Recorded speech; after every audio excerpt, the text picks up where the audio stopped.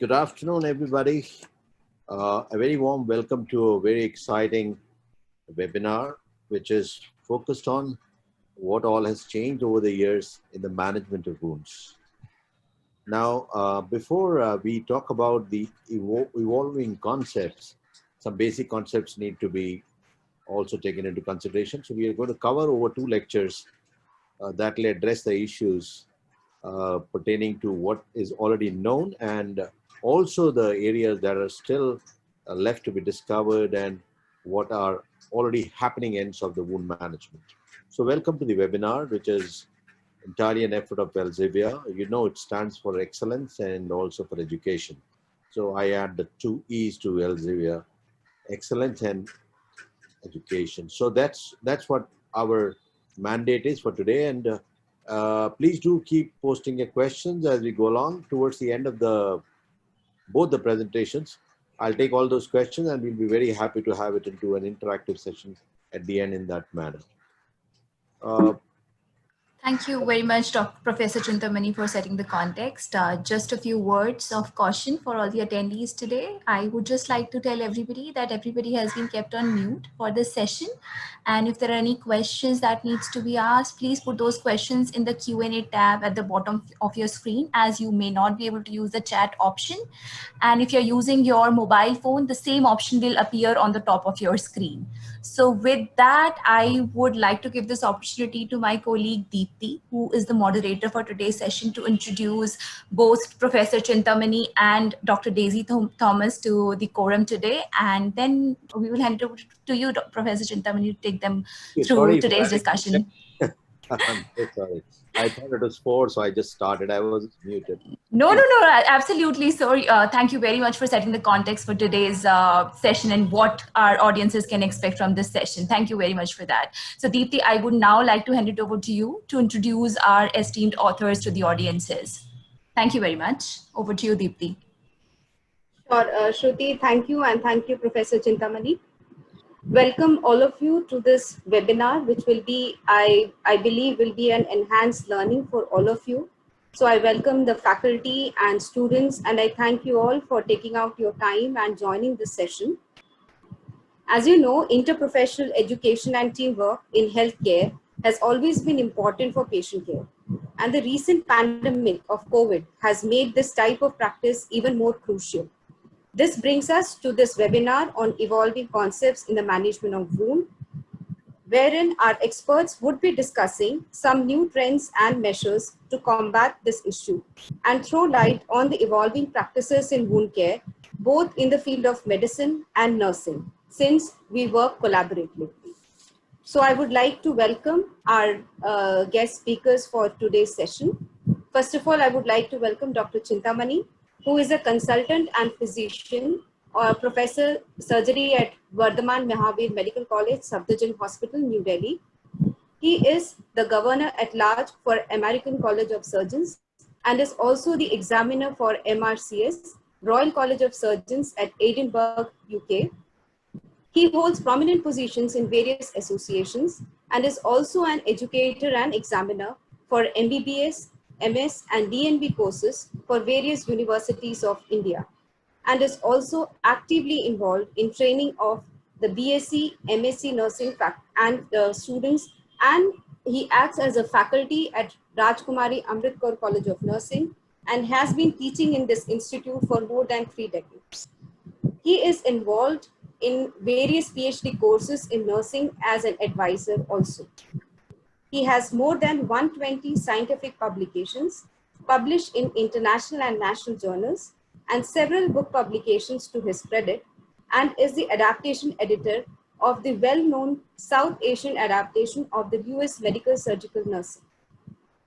It may be difficult to mention the long list of rewards and recognition added to his kitty at this platform. I welcome you, sir.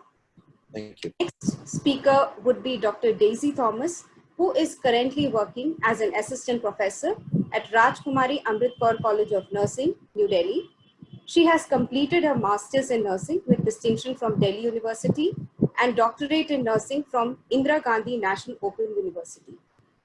Madam has also held the position of registrar Delhi Nursing Council from 2016 to 2019. She is an experienced nursing teacher of medical surgical nursing and has been tutoring graduate and postgraduate students of Delhi University for the past 3 decades. She has been the examiner for many universities of India and have presented papers at state and national level workshops and conferences. Madam has several publications to her credit, both single author as well as co-author, and has published in the national and international journals as well. She has been the first South Asian adapter for our title, Potter and Perry, Fundamentals of Nursing, and the upcoming title, Elsevier's Clinical Skills Manual on Medical Surgical Nursing. I welcome you, ma'am. I welcome you both to this session. I thank you for coming together to take up this session collaboratively at the same platform. And I now hand over to Dr. Chintamani to take forward the session. Thank you. Thank you very much, Deepthi, for a very kind introduction. And I'm sure it's going to be a fruitful session for everyone. We'll all learn in the process. And as you rightly said, it's all about collaboration. It's team that wins. Nobody wins individually. So we'll learn to collaborate as a team once again. As a surgeon who's into cancer surgery, we needed nursing as a very essential part of it. So let's kick off the day with some basic discussion and then what is actually evolving. Hopefully it will make sense. Well, if I have to use one slide to sum it all up, I usually do that. That's the end of the story. Past, some bit of present, and some bit of future here at this end, the lower end, which is about the keratinocyte culture, where you can actually create a skin in a petri dish and use it for your patients. So you wouldn't have to really look it for anywhere else. While in the past, they were using all sorts of methods which are medieval, yet effective, including Phagomoss, including the regular dressings, and this is how it has actually evolved. So we start with some basics, and then we'll get down to the essentials of the wound management. As far as all are concerned, it's got nothing to do with just the doctor, the physicians, surgeons, or the nurses. Everybody will be part of it. And as rightly brought out by Deepthi, it is a teamwork. And I promise you, at the end of the day, you'll realize that we all need each other in making a wound heal. Now, while I'm saying the evolving concepts, we did use the term evolved concept. So what does it mean? It is present continuous, that it's still going on and it's happening. And as I'm talking to you just now, there are further researches that are happening in the field. And we are all looking at maybe a totally different management of wounds. It is changing too rapidly for comfort. And if I can share with you a few of those modalities, I'll just do that today. Well, we know this. This is what I usually use to describe a wound for my students. From every wound, there is a scar, and every scar tells a story. And I often say the signatures of a surgery are in the scar that you give to the patient, a story that says, I survived.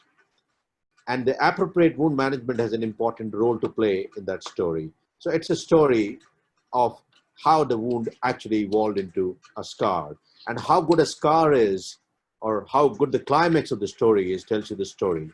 So therefore, it's important. And therefore, wound management is considered one of the main pillars of patient care at all levels of health system. Therefore, very, very important. Now, while you're working at understanding the healing of the wound, I mean, when you want to look at the evolution of concepts, it's important to understand how does the wound heal. It's a complex and dynamic process, and it's not a static thing. So it doesn't heal in a couple of hours, couple of days. It may take years together. And sometimes the wounds it's been studied with electron microscopic studies that may take up to 10 years. The primary goal, therefore, is not technical repair of the wound. So don't be lost into that acute management. It's got to do with a much longer process than what we tend to envisage. So it's more than what meets the eye. The whole idea is, remember, you're not somebody who's going to make a wound heal. You're just going to help nature heal itself. Because nature heals itself on its own. All that you need to do that is facilitate. And remember, the surest way to conquer nature is to obey it. So if you learn how does the nature work, it will automatically happen when it comes to wound management as well. Now, well, these are the phases of wound healing, which I put in an entirely different format. You read them in your books, and it usually comes out as 4 or 5 chapters, but it's summed up in this one slide. And if you just look at it, it's the making of a tower. Finally, the tower has the appearance at this end, which is, mind you, 3 weeks to 2 years. But it starts somewhere here. The moment there is a trauma, there is some bit of hemorrhage, and you think it's a bad thing, but that's the beginning of the healing. But you need to control it from becoming a huge blood loss. And usually it is within minutes to hours that this phase starts. So the phase of hemostasis is the first one. What is given in red here is what you do. What is given in yellow is what actually happens. The phase 2 is inflammatory phase, which starts from day 1 to day 4. Easy to remember. Hours to minutes to hours, then hours to days. And it is actually a phase of inflammation. And you've heard this term inflammation many times, and you'll hear it a million times in your life as a nurse or a nurse practitioner or practicing independently. Inflammation is like putting inflammation, put your finger into the flame, and you know what inflammation is all about. You'll have pain, you'll have swelling, you'll have burning, you'll have all those features. So what we call as scalar, dolor, and rubor, they all happen. So that's 1 to 4, and we usually curse inflammation. Now clean the wound, and that's all you need to do. Now suppose we don't have this phase, would the wound heal?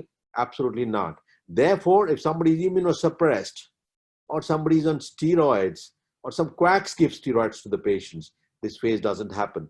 It may look like a good thing that the wound is not hurting, but let me tell you, for everything to heal, pain is mandatory.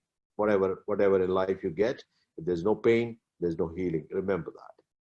The third phase is the proliferative phase, when body has got hold of it. Inflammation means when the body knows that there is something to be fixed, and then it starts working in it. And that's when all the cytokines, interleukins, all are liberated. I'll be very happy to take questions on this, but I'll keep it to this slide so that we'll stick to time. That is 4 days to 3 weeks. At this point, what do you do as a nurse? Fill the wound gap with something, but don't fiddle with it. And granulation tissue should not be destroyed. Therefore, betadine is out of use today, because betadine or povidone iodine actually is granulocidal. It kills the granulocytes. So it's a bad red color thing to be used. And most people agree that most people like to use it is because of its color, not because it functions that way. Finally, when the body has understood that I've achieved what I wanted to, it starts remodeling. You can't start remodeling straight away. You first allow it to heal, then you let it be ugly, then the scar starts getting organized. You've seen it in any injury that you receive also. It may go from 3 weeks to 2 years. And that involves, that's what happens around this time, shrinkage. The wound is shrinking, so it gets closer. Unless you put a done healing by primary intention, which I'll share with you later, the strength of the wound is there, scar contraction would happen, and so it gets narrowed into a linear scar. That's how actually the wound heals. Remember this tower and you would know it. Now, a word about remodeling and maturation, because I think that should interest all of us. What exactly does nature do at this point of time? Nature is too clever for us to understand, but this is where you can at least understand bits and pieces of it. Regression of vessels, granulation tissue, it disappears. What appears now are fibroblasts and their mothers. That is myofibroblasts, leads to fibrosis, which leads to wound contraction. And wound contraction is necessary. Otherwise, it won't just get together. Do you know there are 2 types of collagens, type 3 and type 1? Which group of individuals have more of type 3, which is a hopeless one? Smokers, immunosuppressed individuals, alcoholics. That's why they don't heal that well. Eventually, we need type 1, and the maximum strength with type 1 you achieve in 12 weeks. Therefore, please understand, it's not immediately that the wound would be happy to go ahead. Therefore, most sutures are also planned the same way. Well, this is a rough sketch to show. Scar strength, 3% in only 3% in 1 week. So if you have a wound which is 1 week old, the scar is very weak. It's 20% in 3 weeks, 80% in 12 weeks. So when a patient is asking you, how long should I rest this part? The answers are obvious. If it is first week of injury, you know it's not going to work out very well. It's 3%. 3 weeks, 20%. 80%, 12 weeks. 12 weeks is 3 months. So that's where you need to be careful when you're advising movements, advising the kind of dressings, and advising the kind of healing agents. Now I come to the very important part of what you must learn. It's mandatory. how does the wound heal and what exactly are these terms? You hear them all the time and you're bothered by the jiggery pokery of it and you think it's a rocket science. It is not. I'll make it very simple for you. There are three of them: primary, secondary, and tertiary. Easy to remember. Primary is when the wound is good and I bring the edges together with a suture or staple, or you do that. When you do that, you're already providing strength. So you don't really depend on, you don't go back to those 12 weeks, that 12-week story. If it is healing by primary intention, what is going to happen? The wound is going to be stronger. But can you do it in all cases? You can't. So therefore, in those cases where you think there is some bit of infection, inflammation already there, you won't suture. You're asked a very common question, at least I ask when I go for examination. Why don't you suture a roadside wound straight away? The problem is, if you close the skin, you create an anaerobic environment, and the killers for the patient are anaerobes like Clostridia, tetani, Welsh, etc. So we leave the skin open. So we leave it open, not that it gets opened up. If you suture this wound, it will open up automatically because nature knows it better than you. But by that time, the damage would have been done. That's why I want you to understand what is exactly healing by primary intention, where you intervene, secondary intention, masterly inactivity. Just let it heal, let it become inflammation-free. Then you can put your sutures, do secondary suturing, as we all know. And the third one is tertiary intention. In the first one, active intervention. In the other two, masterly inactivity, which doesn't mean inactivity. I'm saying masterly. When you take a call that I'm not going to suture this wound, tertiary intention is there's an intentional delay in closing a wound to allow inflammation or infection to subside so that then you can do a comfortable delayed closure. There's so many ways to close it later on. Please remember this slide, it will really help. Factors that help in the healing of wound or prevent the healing of wound. Now, this picture, which has been made by one of my very dear postgraduate student, is actually some summary of everything that I teach them. The factors in the center, patient-related, wound-related, simple. And then there are factors which are beyond all of us. And the factors that are related to the patient would be what? No big guesses here, straightforward.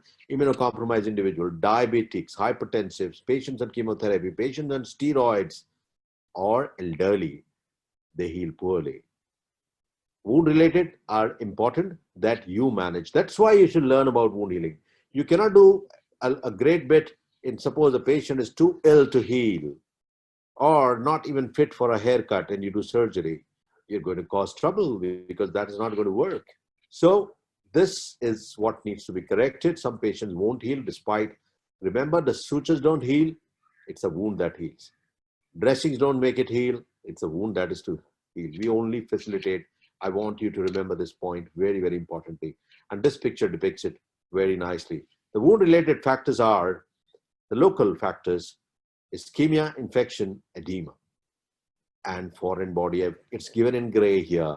That's a gray zone. If there's a foreign body, can a wound heal? No, it certainly cannot, because foreign body is not related heal. So what do you do? In those cases, you need to remove the foreign body, or you don't leave a foreign body. Certain dressing materials serve as foreign body. We reported cases where gauze piece has gone inside. You've been dressing that patient for a long time. The gauze has slipped under the wound and the wound is not healing. And you keep wondering, I'm using the best possible, most expensive dressings. It's not working. It would never work. There is a foreign body. And then sepsis. In the presence of sepsis, nothing works. Ischemia, how would it heal if there's no blood supply? And if there is edema, what does edema do? Any guesses?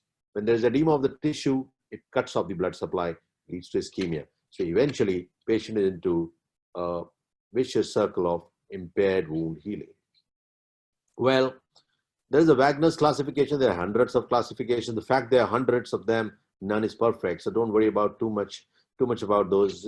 Lots of the long laundry list of classifications. That doesn't really help. Understand the basics of wound management and you will be able to make your own classification also. Clean, contaminated, and dirty. I find that easiest one to remember. I teach this to all BSc nursing, MSc nursing students who come to the theater, OT nurses. It is important for them to know what's a clean wound. Clean is where I create the wound as a surgeon, or you create the wound when you make an incision. So it's clean, like a hernia surgery. But if I'm making a wound, but I open up and go inside, and then I deal with the viscous, so I can open up, say gallbladder surgery. There can be spillage of bile, that gets contaminated. So that we call clean contaminated. Contaminated is where there is contamination. There is known contamination, septic wound. There is diabetic foot. There is bed sore which is infected. That's contaminated. And dirty is roadside wounds when there is, or there are maggots in it. Maggots can be good also, mind you. We'll discuss that. If you have questions in the interactive session, you can ask me relating to maggot therapy, which is another evolving therapy. Now, they are divided basically to make you understand that clean doesn't need any antibiotics. It just needs to be looked after. Needs no big dressing. Skin is the best dressing. That is what Joseph Lister had to say. And clean contaminated may need antibiotics. Contaminated must need, and dirty, get the dirt out. Antibiotics don't compensate for a bad management. Skin is the best dressing, as I said. Only skin can heal skin, and skin will heal if given the chance. So don't try to unnecessarily reinvent the wheel. It has always been the same. Nothing has changed. Now, this is one chapter that I wrote in a book on principles and practice of wound care, which you can read. This, I love this cartoon. I share it. It looks very, very ordinary, but I find this very useful. Is dressing really necessary? This is with dressing. This is without dressing. Now see, basically, like I said, these are the epidermal cells that are falling off. They're healing. But if you don't have it covered, the wound is exposed to air, which dries up everything. So what that can do is, it will not keep the environment moist for the wound to be managed. Basically, it will not facilitate them to get organized. So dressing allows actually the function of a skin. So if you ask the question, what would be the best dressing? The answer is skin. Okay, what would be the next best dressing? Closer to skin. The next best, closer to skin. So as close as you are to skin is a good dressing. So don't worry too much about these fancy names. Which dressing when? If you can provide skin cover, best dressing. If you can't provide skin cover, provide a cover which is close to being skin. Like you can have skin grafts, etc., covering the wounds. Now you can see this side, the cells are all over the place. Nothing is happening. Here, they're getting organized. And this is a moist wound therapy that people talk about. Is dressing necessary? Yes, therefore it's necessary for some time. Well, a little bit into the evolution of dressings, which is actually corresponding to the evolution of wounds. We have in the past been using banana leaves, potato peel, sphagnum moss, honey, which has been once again been reused now. It has been reintroduced. Palm leaves, which are, the banana leaves are popular down south if you visit. Still people use it. It's very effective in burns. There are lots and lots of papers published on this. Palm leaves have been in use in our country in the rural areas for a very long time, and don't think they were fools. They were very smart people. Sphagnum moss was used by Aborigines in US, also in Australia, and the animal fat and cobwebs. Cobwebs have also been used, but they were merely for coverage. Now we know there is coverage and healing that you need to do. So it's more than just coverage. So remember that coverage and wound healing both need to be done. This is, in a nutshell, the history of evolution and as evolution of dressings. And as you can see, it's only 90 onwards that newer dressings, hydrogels, colloids, alginates have come. Before that, it was about just putting a gauze piece, wet on moist dressing, or sorry, dry on moist dressing, moist on dry dressings. That's how it has evolved. And basically, until 80s, you would remember the yellow dressing, the red dressings, and zinc paste, and what you have. Now we have non-sticking dressings. What would be an ideal wound dressing, therefore? It should maintain a moist environment. It should not allow strike through. A nurse must know what is a strike through, and I'm repeating it, therefore. I'm holding on to just discuss this. When you put a dressing, you must have seen sometimes some discharge is visible on the surface of the dressing. That's called strike through. You're asked a question in the Royal College of Nursing examination. If the strike through is visible, what does it mean? That is the route through which bacteria can go in. There should be no strike through. Therefore, with each dressing, we provide a cover, which we must do. That is very important. It should provide thermal insulation, which takes care of pain, because if the wound is exposed to wind, it causes pain. It should be a barrier to microorganisms. It should allow gaseous and fluid exchange. It should be non-adherent. Needless to say, you also know it. You must have had dressings which can be troublesome, and it leaves no foreign particle in the wound and allows it to heal. It's non-toxic, non-allergic, and of course, end of the day, cheap. The classic dressings are dry, dry on wet.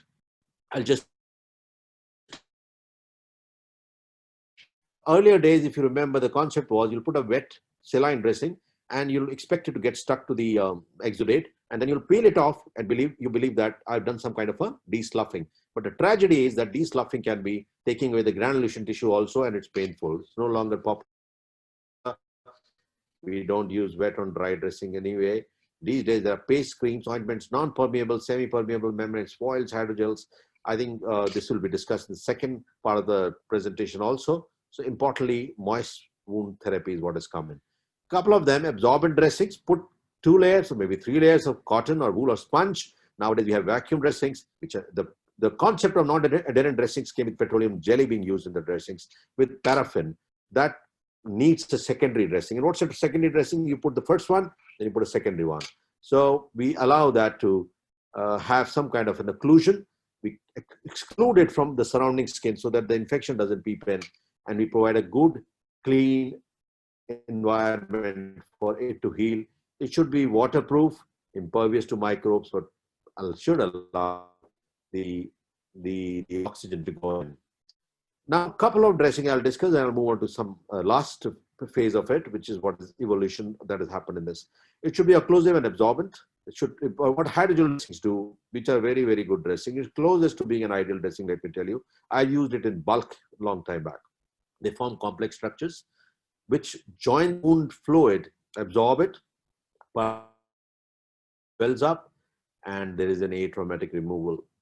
It environment cool, and the wound heals because there is no pain.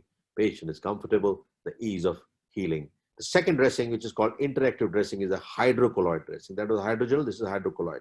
Broad terms, please remember them. Methyl cellulose, pectin, gelatin, or alginate. They basically have a surface contact where they absorb fluid, and after they've joined, because they come as dry dressings, but when you apply them, they soak the fluid out of the wound. Remember, never have a wound as a desert and never have it as a tsunami, both. So keep the middle path of Buddha. Don't keep it dry, it will not heal. If it's too moist, that is sloughy, and it's throwing fluid and it's throwing serum, it's not going to heal. So it changes the physical state after getting in contact. That's why we call it interactive dressing. Alginates have been used, and they are again being used. They are from seaweeds, that is algae, that's why the name alginates. They actually turn into sodium alginates, which promote production of TNF alpha, which is important for chronic wounds. Now, there are certain products which are basically taken out of animals or out of a parchment. They take away the cells, so only the holes are present. So it serves as a scaffold. And the common one is ORC, which is available as when you visit the OTs, operation theaters, Surgicel. Surgicel is nothing but oxidized, degenerated cellulose. It actually has no cells, but it has the template over which the healing can happen. And metalloproteases are elevated in chronic wounds, and they actually act against them. Very effective in diabetic foot, very effective in bed sores. Well, there are some materials which you apply within the wound as a dressing material, and one of them I already mentioned to you is ORC, or oxidized regenerated cellulose, which actually would be available as commonly as Surgicel. They get absorbed inside. They serve as hemostats. So what do? They absorb the seeping wounds blood. So blood is a good culture medium for bacteria, so they serve as antibacterials. Medicated dressings are not very popular for 2 reasons. They were banned in the West, then they were again researched because they produce some sort of bacterial resistance. Please understand this. Don't use any dressing which is loaded with neomycin or sophromycin, etc. inside the wound. I mean, I'm talking about the inside the wound, because what it does is it can produce a bacterial resistance. So they have, I'm sure all of you must have read they have triclosan, which is not an antibiotic, but it's an antiseptic. How? It acts by doing osmosis of the bacteria. So bacteria dry up, it soaks the fluid. So these are the dressings which have come in. And then silver is a very, very effective dressing, which is antimicrobial by its action on the DNA of the bacteria. So it doesn't let the bacteria multiply. How smartly done. The silver prevents it from actually being effective. Now the interesting part of the presentation is few things that have been happening over the years. Amniotic membranes, and we have it in plenty in India. There's too many people getting born, and it's freely available. Was very popular. I have used it. I've done a project on it, but there are problems. Good things about it. First, translucent, so you can see through it and you can see the wound. It's one cell cover. Beautiful, isn't it? Excellent adherence to the wound. It sticks there. Very low immunogenicity, decreases pain, has a good bacterial control because it is meant to protect the fetus. So it has lots of antibacterial opsonins, which destroy the bacteria, stimulates healing, but there are problems. You need to change it daily. It can be changed. That's not a problem. It doesn't cause pain, but you need to cryopreserve it if you use it for 6 weeks. And the most important problem is at the bottom, HIV, which stopped it. So now it was used in 70s, 80s, and 90s. Now it has been banned again. Again, it's coming back. Now, HIV is an issue, so now there are newer ones coming out. Finally, the last part of the talk is on vacuum-assisted dressings, which is also called as vacuum-assisted closure techniques. They're based on TNP. What is TNP? Topical negative pressure therapy. That is, if you create a negative pressure on the surface of the wound, there is hypoxia, which stimulates angiogenesis, which leads to healing of the wound. Now, if I ask you a question, where won't you use it when there are anaerobic infections? Because you don't want anaerobic environment for them to flourish. So if you can take care of that, this is something which is very handy, very much in use today for diabetic ulcers, pressure sores, and dehisced wounds. The concept is negative pressure therapies, bringing the edges together, getting the exudates out, and you don't have to change it for a week. We found it very expensive when we started, and when I published this project, it was an Indian solution to Indian problems. I actually used this OT sheet to cut it into small bits, and then I've used a suction to attach it to another suction container which we have available in our hospital, and then we'll apply steady drape on top of it. It creates a negative suction inside. It was published in British Journal of Surgery, so that's why I thought I'll share it. It is commonly available. Now the last thing is when you are doing stoma work, or when you have wounds around stoma, or in a laparoscopy like the previous case, you have stomas, you can have wound surfaces which are very, very, very, very eroded. They cause pain to the patient. We have been using polymers. You've seen various creams being used. We have used white of an egg. Many things have been used, but they don't work very well. They're expensive. What we did was we used super glue. What is a super glue? The one that you use every day, Fevikwik. The Fevikwik is FDA approved for medical use and vascular surgery. So I used it here. What we do, we apply it on this surface, and we used it with the reverse of the blade to do that. What it does, it forms an impervious membrane, because if you ever have your finger there, you'll get stuck, you know that. It forms a membrane which covers up the raw area. And when the secretions fall over, the patient has no pain. And the other beautiful thing that happens is you don't have to remove it. In a week's time, the stratum corneum grows from within, and it is thrown out. Meanwhile, the wound would be healing. And you can see that it is healed beautifully. Where is the future? The last couple of slides, and then I'll close my talk. You are looking at skin replacements. You can use various skin preparations. Skin grafts, you all know that, autologous from the patient's body. You can put it wherever. Skin is the best dressing, it will work very well. But you don't have it all the time. Say burns, you may not get enough skin. They're all burnt. So allogenic grafts, including cadaveric grafts, have been used. Then bioengineered skin substitutes, which are basically topically applied with, and they have been used. Gene therapy has been used. Share with you some which have been approved. But remember, all that is new is not necessarily the best. So don't get lost into this. But none is effective unless you get the wound which is sorted out.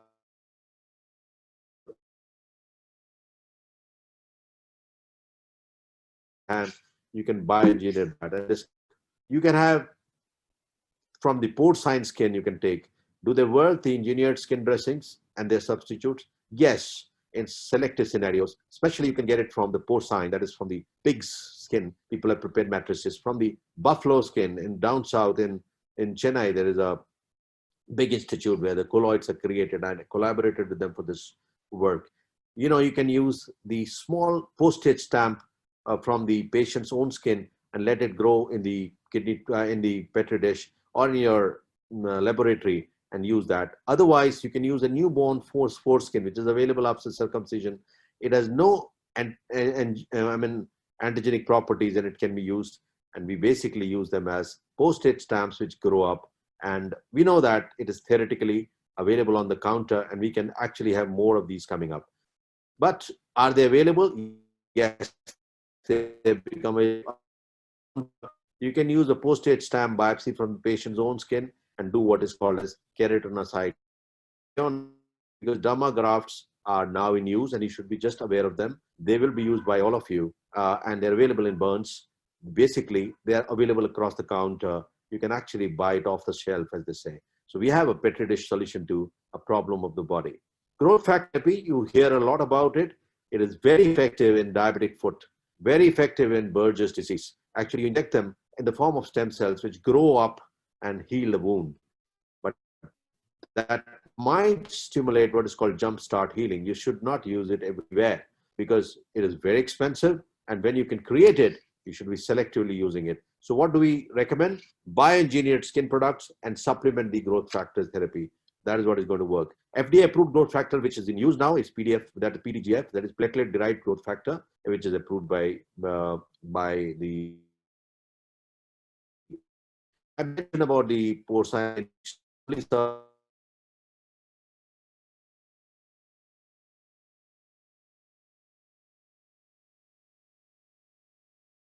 In the past, typical to the stem cells, natural recombinant growth factors. Future, we will have restructured skin, which we reconstructed skin, which you can use. But remember, wound management won't change. And the take home is no single dressing is appropriate for all wound types and all stages of healing. Just quickly, maybe a couple of slides to share with you a few pictures of malignant wounds, which are a special scenario since I was asked to cover that.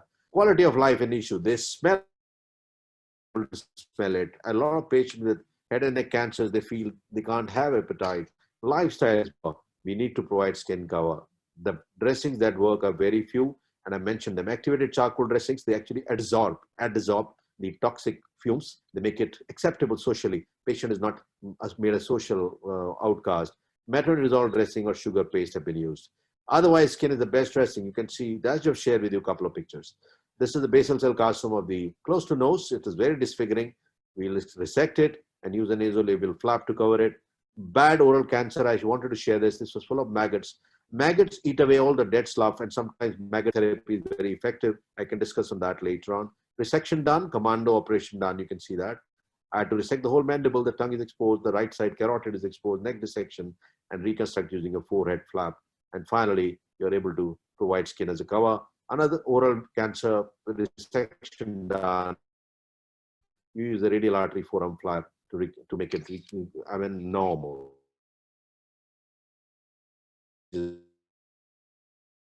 I always mention this.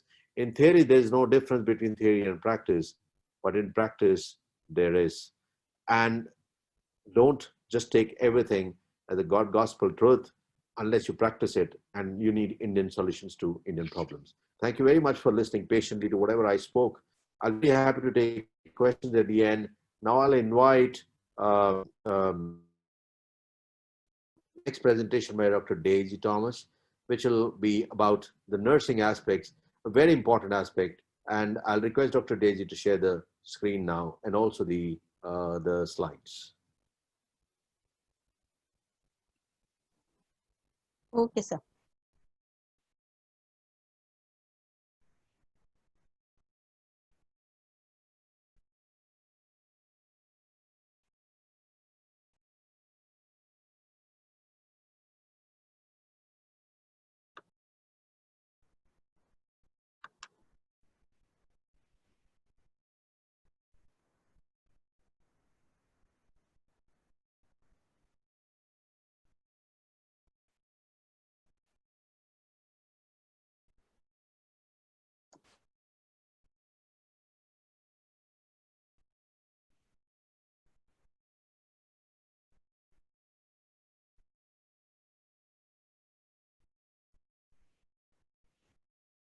Thank you, sir. I'm audible? Yeah. Like today, I will be discussing specifically on the nursing management of wound. For that, some of the learning objectives are: on completion of this webinar, our participants will be able to accomplish the following. That is, assess and document the condition of wound, provide nursing interventions to maintain skin integrity and prevent infection, implement appropriate dressing for different kinds of wound, develop a positive attitude towards self and in management of wound. As nurses, our first responsibility is to do the assessment. For conduct of initial and ongoing wound assessment, remember the mnemonic, let lamp dim. Why I abbreviate it as a mnemonic? Because it is important for nurses. We should not miss any aspects of the wound assessment. So if we remember this mnemonic, we will not exclude any aspect of the assessment. What does this stands for? L stands for location. That is, we have to assess that whether the location of the wound is on the upper part of the body or lower part of the body, because the lower body heals slowly. We should also know what is the etiology of it, whether it is a surgical wound, as sir also have discussed how the surgical wound look like, whether it is a ulcer wound or burn wound or pressure injury wound. So as a nurse, we should know the etiological factor of the wound. After that, the T stands for the type of wound. We should assess that whether it is an acute wound or chronic wound. Acute wound means whether it is a recent wound, or chronic wound which have not healed within that expected time. Next, L stands for loss of tissue. As nurses, we should assess how much of loss of tissue has taken place, whether it has involved only the epidermis, that is, whether it is a superficial wound only, or it is a partial wound which is involving both dermis and epidermis, or it is a full thickness wound which is involving the epidermis, dermis, subcutaneous tissues, even it extends to the muscle and tendon. Next is A. A stands for the appearance of wound bed. It is important that as nurses, we should know the RYB classification. R stands for red, Y stands for yellow, B stands for black. We know that, yes, if it is red wound, that is healthy granulation tissue is there. If it is seen yellow, that is so much of slough formation has taken place over the wound. That is a film of fibrin is on the tissue. Next, we have to observe whether it is black in color, that is whether it is necrosis of the tissue has taken place or dead tissue have occurred. Next is the M. M stands for measurement and dimensions. We can do 2-dimensional assessment or 3-dimensional assessment. In 2-dimensional assessment, we can measure the length and width in millimeters. In 3-dimensional assessment, what we do is we also assess for the depth of the wound. It can be done with a dampened cotton applicator. For this, we can do two things. We can do tunneling or undermining. What is this tunneling means? Tunneling means you are just seeing the depth of the wound, how much of depth the wound have gone into. Undermining means you are trying to see how much of the tissue have been eroded under the skin. So with this, we get an information how much of the tissue involvement have taken place. Then is the P. P stands for pain. We have to assess the level of pain on a scale of 0 to 10 and determine whether the pain is only during the dressing or the pain is present every time. If it is present even before the dressing, it can indicate even the infection. As nurses, we should know that, yes, if it is a arterial insufficiency is there, the wound will be more painful than the venous insufficiency. Next is the drainage. We have to assess for the drainage, that is the color, consistency, and the amount of drainage. In that we can see either whether it is a serous drainage, sanguineous drainage, serosanguineous, or purulent drainage. For that, you can, if it is a serous, it will appear clear and watery. If it is a purulent drainage, we have to see whether it is yellow in color or brown or tan in color, thick fluid, serous fluid or serosanguinous fluid, it will be mixed with serous fluid. So it will have a pale red watery type appearance. Then we have to, we can have the sanguineous type of drainage that will be seen as a bright red in color, which indicates active bleeding. The next assessment will be on the infection, because we know that the presence of infection disrupts healing. It damages the tissue, and even the person can have systemic illness. So we have to assess for local indicators of infection and even the systemic indicators of infection. Like local can be redness, heat, edema, okay, purulent fluid. And for systemic indicators can be increase in WBC, decrease in hemoglobin, decrease in hematocrit, altered serum glucose level. Even we have to consider for the microscopy and the culture of the wound swab. The last assessment which we will be doing is on management.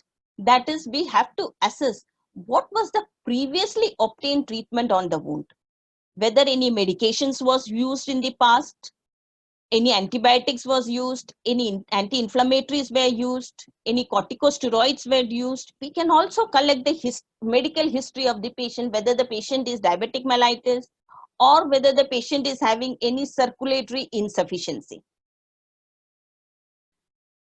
So once we have done the assessment, we have to formulate the nursing diagnosis. We know that first and foremost, foremost nursing diagnosis can be in the impaired skin integrity. We know that there is a break in the skin which alters the dermis or epidermis because of any type of wound it will be. So it is important that we have to maintain the skin integrity. For that, as a nursing implication, we can do proper cleansing, promote healing and monitoring.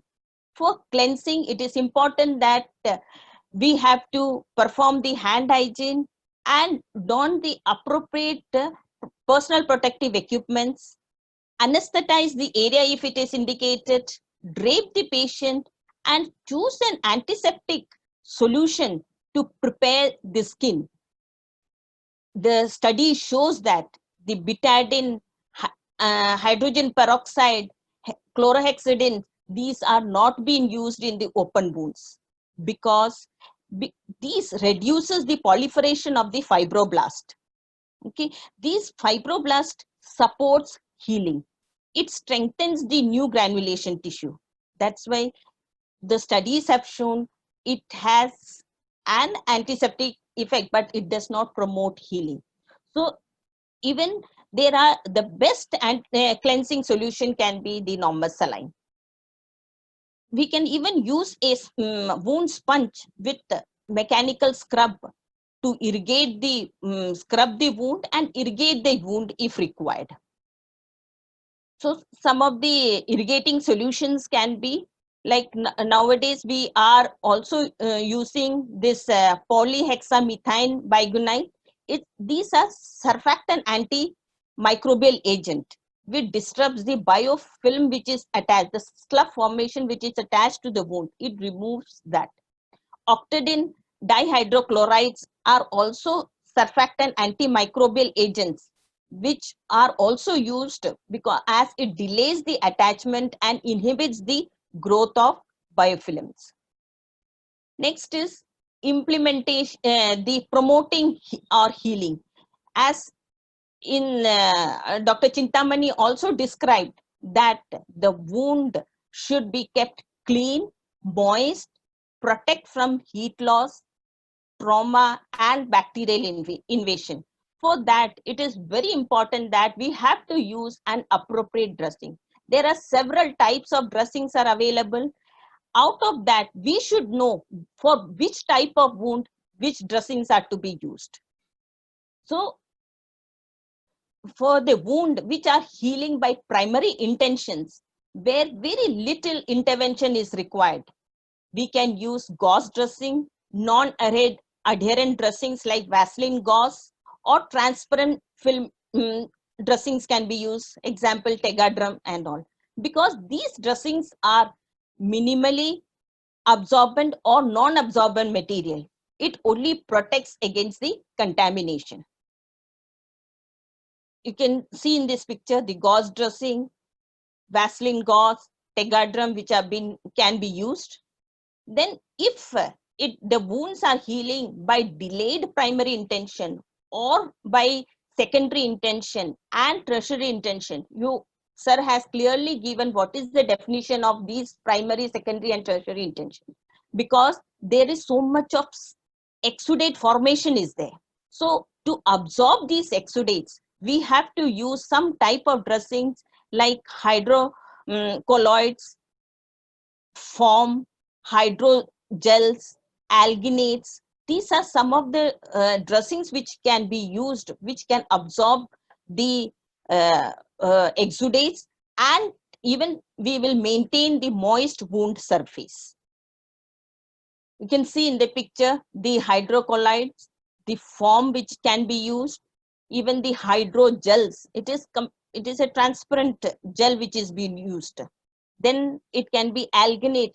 They are available in strip dressing or as a sheet dressing also it is available.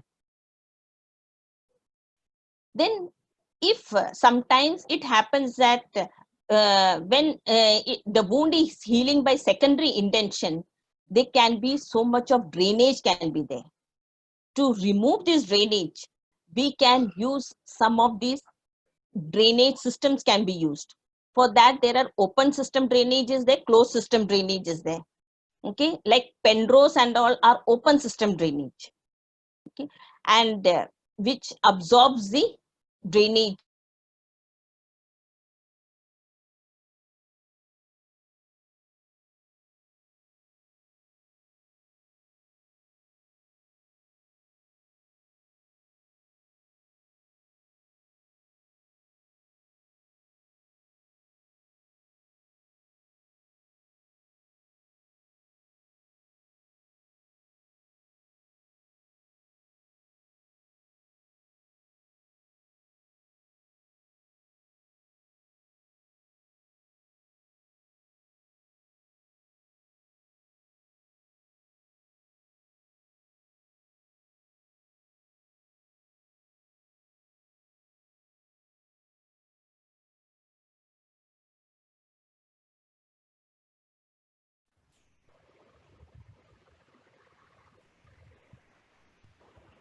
Hello, Sorry for the technical glitch. Hello, everyone. Sorry for the technical glitch.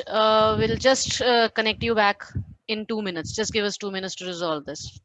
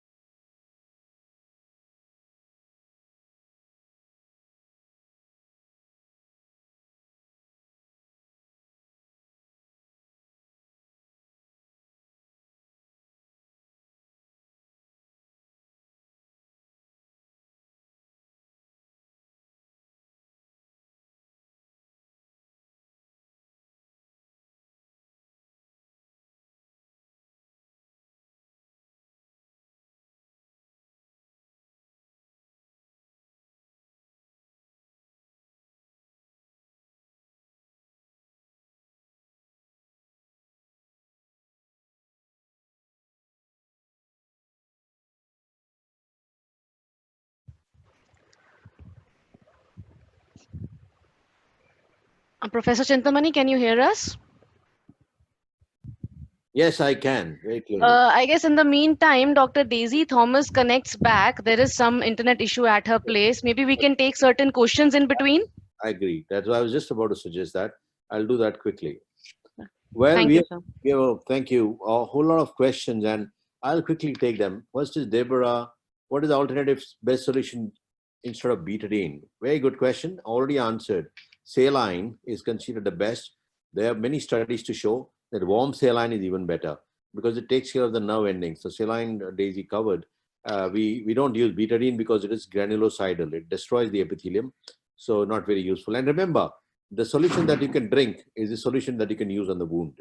If you can drink that solution, it's fine. So there are studies to show even tap water is good. Govardhan Sundarajan, is betadine used? There is affection of granulation. Will it affect wound healing? Yes, it will. Difference between contaminated and dirty wound. This is Pooja saying, very good question. Dirty is when you have obvious dirt. Contaminated is not visibly contaminated. You just have discharge and you need to culture that to know which bacteria they are. Dirty is when you can obviously see the dirt there. Say in war wounds, you have those, those splinters, the nails, etc. If the contamination is unknown, how it should be managed? Well, like any other wound which is potentially contaminated, take it as potentially contaminated. Don't do primary closure. Leave it open, debride it. Debridement is actually a Latin word, which means unleashing. You just unleash till it bleeds. Not too much, just oozes, so that you get a healthy tissue to take it away, all the dead tissue, and manage it with dressings. Pawandeep Kaur, how to analyze the wound? That physical examination helps in identifying the nature of wounds. Well, that was, I think, covered later on, so I would skip that. Effect of ultrasound, ultraviolet rays on open wound. I think that's a very good question by Ankit Kumar Prasad. Look, it has been proven in many studies that laser also, in addition to the ultraviolet, helps in the healing. Is past dressing effective? I mean, I think this is M.N. Maria Benning. I guess the question would be, what the past dressings like banana leaves and palm leaves, are they still effective? Well, naturally, you have better options now. They were merely for cover. Same, I'll cover up. There are hundreds of questions on banana leaves that a lot of people have asked. They get very excited about these things. Banana leaves are only used as to provide a cover. The wound has to heal. They just avoid the moisture loss and they provide a kind of a protection from the air. They don't themselves have an antibacterial activity, but cobweb has been found to have that effect. So figure moss and cobweb, they're still in, I mean, they can be used, but naturally you have better options. This is Diksha. Good. Why burn wounds come out as worsened scar always? Sometimes. And also tell us about maggots. I was waiting, it will come. Now, the burns happen in a ragged manner. So when they heal, the contractures are natural because it again depends if it's a superficial burn or a deep burn. I'm trying to cover, there are about 40 questions, so I'll cover as many as I can. The superficial burns, they can heal by good, nice granulation and, they are acceptable, but deep would have contracture because they cannot come together easily. So that's one. Maggots. Remember, I've seen it in lots of wounds that patients come with maggots. The wound is very clean because maggots eat away all the slough. But the tragedy is these maggots don't have the brain to know what not to eat. So they eat up into the nerves, into the vessels, and they can cause bleeding. But they have now maggot, there's a maggot therapy, which is where the Bancroftlia they use, where these are cultured in the environment and they're kind of tamed into, healing it for you. So they kind of go in, do the needful and come out. But that is maggot therapy. More can be discussed on that. Pooja Jadhav, what turmeric does to the wounds, especially contaminated wound. I'll request you to read one of my publications on curcumin. Curcumin is basically turmeric only. The curcumin drug that was in US when we used it, it is huge amount of antiseptic capabilities. Turmeric has been patented by USA. We've been using haldi for ages in our food. And if you go down south, a lot of food material itself has got lots of antibacterial. And Daisy is back, then I can stop. Is Daisy Thomas back? Ma'am, you are on mute. Okay. Well, tell me when to stop. So I'm covering up as many as I can. I guess Yes, she's sir. here. Yes, Okay. sir. So I'll take it later. Please carry on. The few I've covered, few I'll take later. Yes, sir. All right. Okay. So we have discussed regarding the nursing diagnosis of impaired skin integrity. Next nursing diagnosis is risk of infection. In the risk of infection, why? Because You need to share your slide. yeah.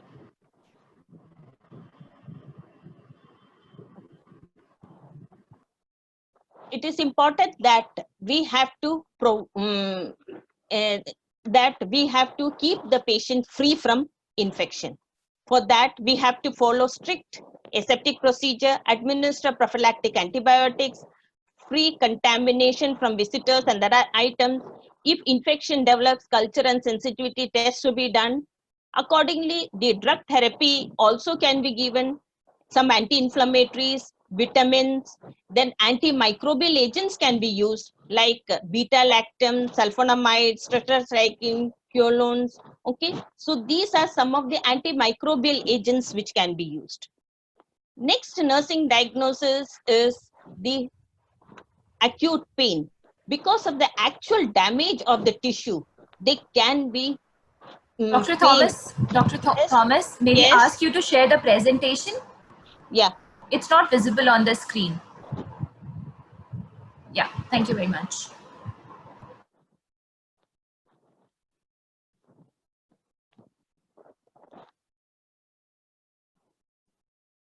Two minutes.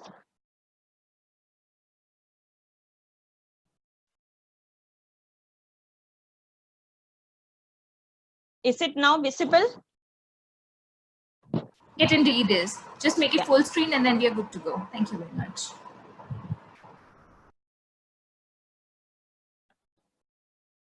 Right. The nursing interventions can be like assessing the pain level, and it is also important to do the regular reassessment and adjustment of the analgesia regimen, because we want the patient should be out of pain. It is not that we should administer the medicine when the pain starts, but we have to give the pain medication regularly round the clock so that the patient is free of pain. Then it is also important that we can use certain non-pharmacological treatment to reduce pain, which induces a state of relaxation in the patient. Also, certain non-steroidal anti-inflammatory drugs can be used because it reduces the pain as well as it dampens the inflammatory process. The last nursing diagnosis is the disturbed body image. You have seen some of the pictures. It disturbs oneself. So the change in the image of oneself because of surgical incision or traumatic wound, it is important that we have to give a positive self-image to the patient. For that, it is important that the patient should be reassured, and it is important that we have to observe the patient. Patient may be at distress, okay, seeing the drainage, the site of wound, and also the patient may be fear of the scarring or disfigurement. It is also it is important that we have to listen to the patient's problem, help them to verbalize their feelings. It is important that we do not focus on the wound. We have to treat the patient as whole. At the end, we will be doing the evaluation of the wound care which we have given, whether the granulation has taken place or healing has occurred, whether we are able to maintain the sterility of the wound, proper prophylactic antibiotics are administered, and we have to prevent the infection. Pain should be always kept under control. Patient should be observed, relaxed, and comfortable. And also important that we have to a positive attitude towards self and in management of wound. At the end, the takeaway message from my side is accurate wound assessment is the memory jogger. The mnemonic is let lamp dim. That is, we have to observe for the location, etiological factor, the type of wound. L stands for the loss of tissue, appearance of the wound bed, measurement and dimension, the pain, drainage, whether there is infection, and what is the management in the past. It is also important that we have to have a proper cleansing, promoting healing, and monitoring the wound to maintain the skin integrity. Also, we should have current knowledge of the available dressings, administer appropriate antibiotics, and follow strict aseptic technique. Also, keep the pain under control. having a positive attitude towards management of wound. These are some of my takeaway message. With this, I conclude. Thank you. We can have the questions. Thank you very much, Daisy. That took care of most of the aspects, and a lot of questions were also answered. So we can skip those. So now we'll try and answer the questions. And I'm very glad that there's some very intelligent questions from a lot of you, and it clearly shows that you were listening, and that itself indicates that we are dealing with a group of people who are interested in learning, and we are very pleased to share whatever we know about it with you. So I was talking about turmeric, where this is Pooja asking, what turmeric does to the wound, especially contaminated wound. Well, turmeric in general is an antiseptic, and like any antiseptic, you can use it in a contaminated wound. But remember, she mentioned very correctly, it's not just don't look just at the hole in the patient, just look at the patient as a whole. So look the patient completely. You need to have a fit patient. Otherwise, turmeric has a systemic role also. There's a paper of mine if you're interested on curcumin, and we will include that even in the book for you to know that it does help. Simranjit, she's asking why there is itching on the suture wound even after 1.5 years of surgery. Well, you're probably referring to, this is not a wound anymore. You're talking about a scar. So the question would be reframed. Why is there itching on a scar even after 1.5 years of the surgery? That's called a hypertrophic scar. And when a hypertrophic scar, usually the scar that forms, one hypertrophic scar is a tendency. Some people genetically inherit it. Whatever happens to them, even an injection scar, they would be hypertrophic. And they tend to have that hypertrophy. It's gene-based, and we know that it is gene-based. But there are those that develop keloids also. Keloids are hypertrophic scars that go beyond the boundaries of the wound, and they also produce itching. So that's where you need to be careful, and they have discharge. And these wounds need management by intralesional injections of steroids. So that's a different group of cases. These are kind of, if you want me to explain as to why does it happen, these are a group of patients who have a tendency to hyperheal. So they produce more than they need to in the remodeling phase. Pavandeep Kaur is asking, can you please repeat strike through? Well, I'll repeat it with pleasure, provided you listen now. If there is a wound and you put a dressing on top of it and you go back to watch it again, you can see some discharge on the surface of the top layer. That means that the discharges or the exudate has gone through all the layers and come out. It's called a strike-through dressing. If there is strike-through dressing, the passage that the discharge is taken to reach surface will be the passage that the bacteria will take to get into the wound. It should be prevented. How do you prevent it? Nowadays, we have occlusive dressing. Some are very nicely covered up by Daisy. And some you can also know by putting too much of padding, you can actually soak it. Question by Anchal Sharma. Sometimes the wound occur on phase. They also require dressing. Everything requires dressing if it needs it. Clean wounds don't require dressing, as she also mentioned. We don't need to cover it. Many wounds can be just left open, and we don't keep a dressing for beyond 24 hours anymore. Post-operatively, we just let it be after 48 hours. Let the wound breathe. I'm talking about primary intention healing, where you have sutured a clean wound. What is the need for dressing? I've already explained that. This is Yusuf Salam, who was wanting it to be more interactive. I hope you're listening, Yusuf. The need for dressing has been explained amply, and if you're paying attention, a lot has been covered. Dressing is to facilitate the wound healing. That answers it. How does it allow or facilitate wound healing? Is by keeping a moist environment, by letting the oxygen be reaching the wound, and letting the exudates go out and making it impervious to infection from outside. So dressing does everything. This is Gara Bapa Tabita. Question is, I hope I pronounced it right. Please excuse me if I pronounce it wrongly. So you should use Yusuf. Explain why dry dressing and wet. You know, the wet dressing is where you used to use earlier a moist saline gauze piece and leave it to dry. So it becomes a dry dressing after some time. The trouble is it gets stuck to the wound.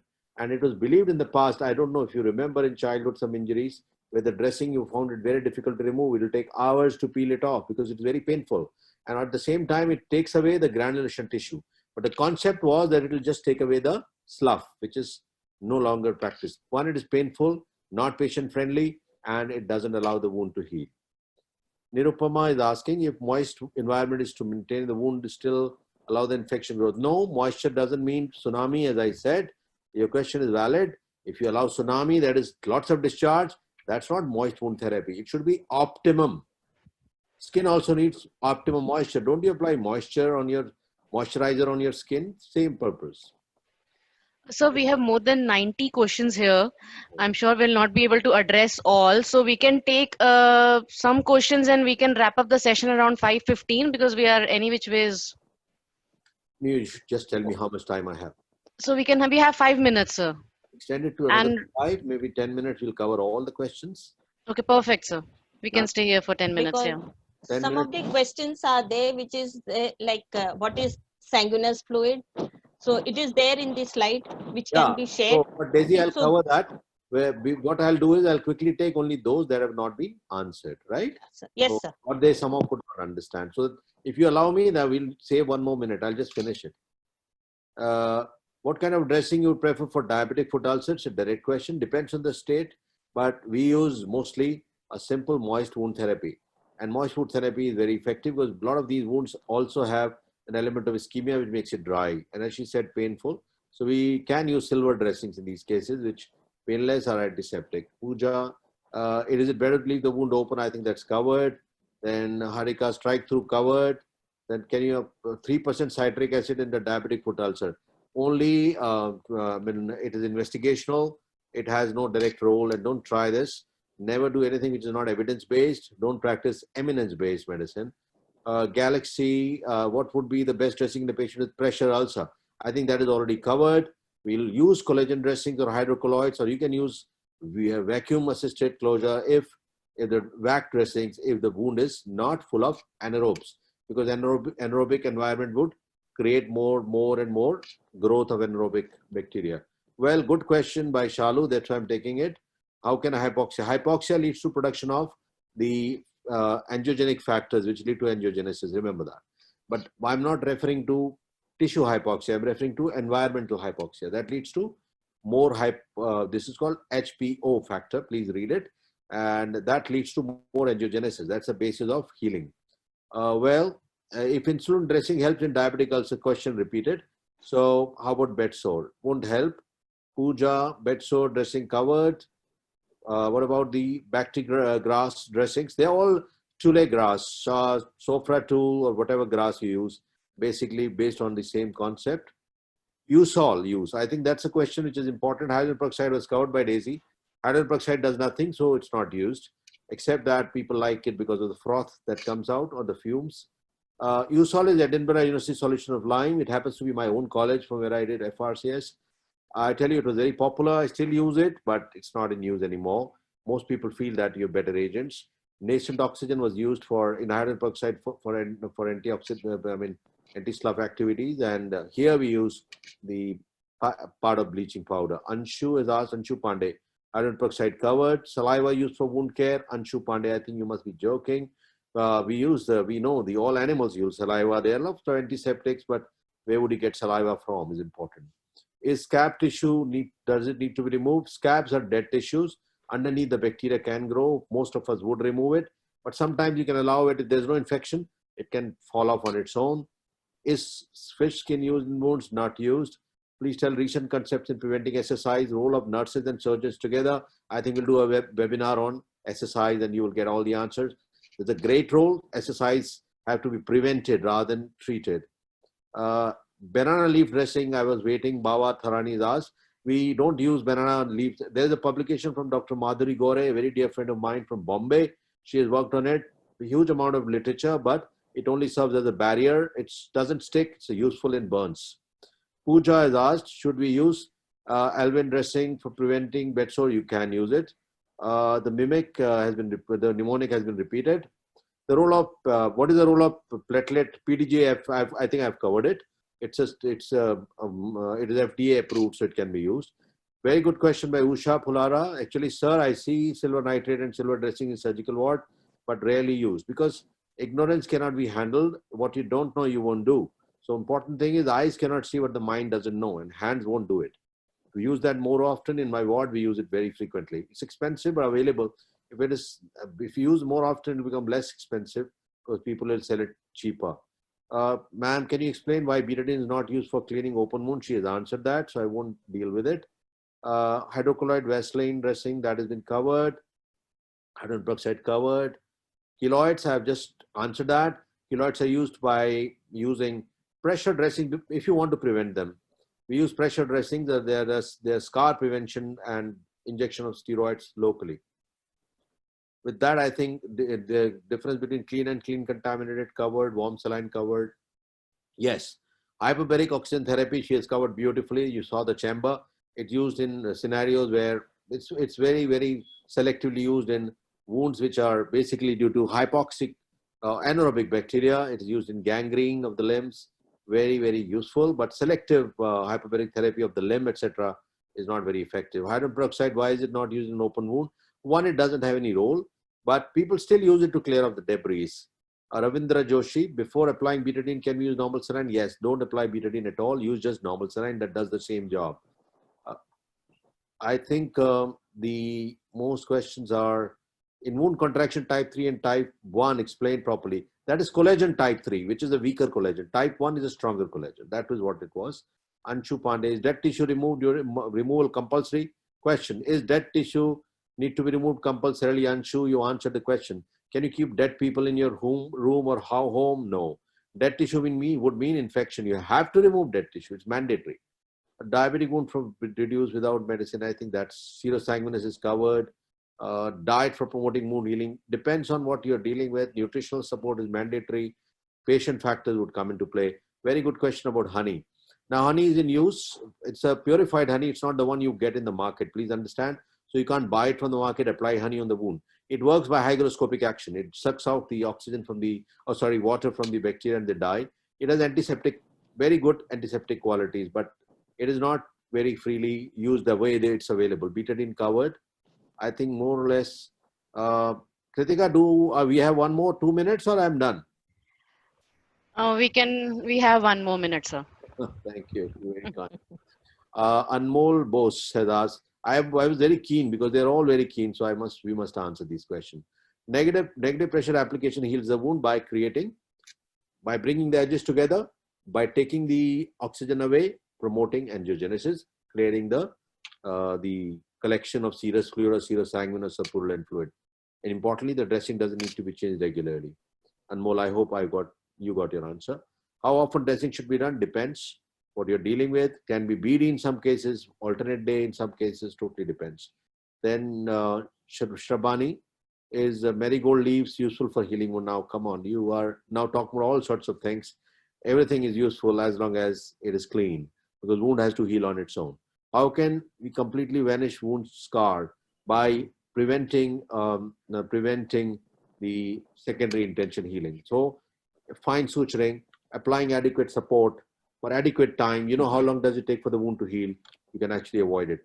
Now, how do you moisturize a diabetic wound? You don't need to all the time. Unless it is dry, don't do it. Repeating, don't have a wound desert and don't have a wound tsunami. CEA meaning, well, I think I've covered it. So you get those slides. Somebody's asking whether we get it. I'm sure they will share it with you. Skin grafts, disturbed body images, relations resolve. I think she answered that beautifully. Can we use oxygen therapy for decubitus wound? Yes, we can. Hypertrophic scar is more sensitive than normal tissue. I've already explained.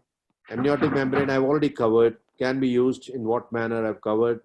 And I think if there are any questions remaining, we'll be very happy to take them later on. This is one question I'll take. This is Kanchan Malini. I have seen during a home visit, they use chlorophyll powder for betadine dressing, bed sore dressing, and patient wound started healing. Is it? No, it is not an established practice. Some people, even I have seen people use turmeric directly and it works. Somebody is using Christina flora. Pink salt, copper salt can be used for dressing, sir. I don't know whether you can put salt in a wound. It won't be a pleasant experience. I'm not aware of it. But honey in a diabetic wound? No. Naturally, you know the answer. Why? Because patient is already diabetic. And insulin therapy, local insulin dressings, I published in my journal recently. It is very effective because the local supply of insulin is low. And insulin, the diabetic wounds have more sugar, less insulin, less antibodies, and more bacteria. So it's candy for bacteria. So therefore, it is effective.